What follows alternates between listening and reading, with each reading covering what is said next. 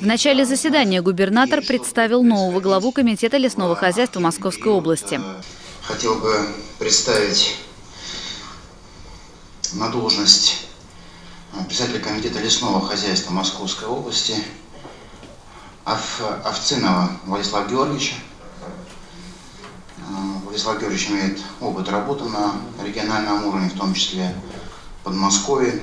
До недавнего времени возглавлял Центральное лесохозяйственное объединение Московской области, знаком с проблемами наших лесов и, самое главное, понимает приоритеты. Далее перешли к основной повестке дня. В первую очередь речь шла об оптимизации, причем на всех уровнях – на государственном, региональном и муниципальном. Губернатор Андрей Воробьев призвал власти на местах сокращать аппарат чиновников. Задача – обеспечить 10% оптимизацию, как принято говорить, личного состава.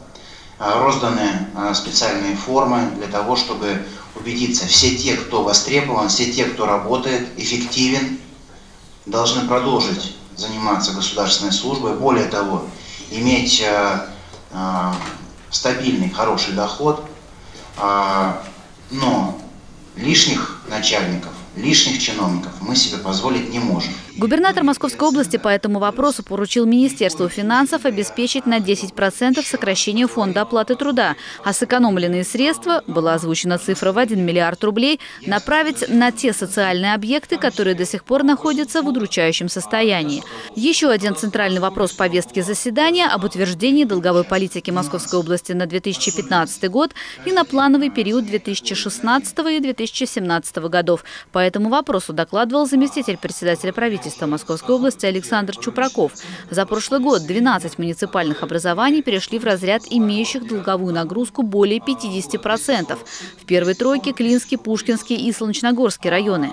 Среди муниципальных образований, имеющих положительную динамику по уровню погашения государственного долга, был отмечен Сергиево-Посадский район, который в 2014 году погасил 140 миллионов рублей долга. Мы рассматриваем вообще работу с муниципальным долгом как один из инструментов нашей финансовой политики и соответствующим образом им пользуемся и к нему не относимся.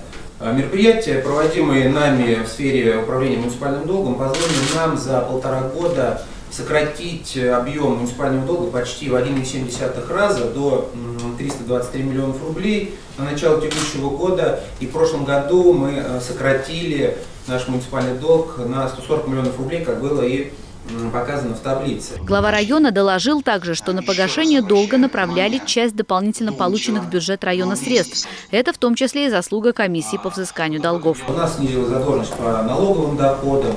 В общем и целом, в совокупности часть дополнительных доходов была направлена на работу с долгом.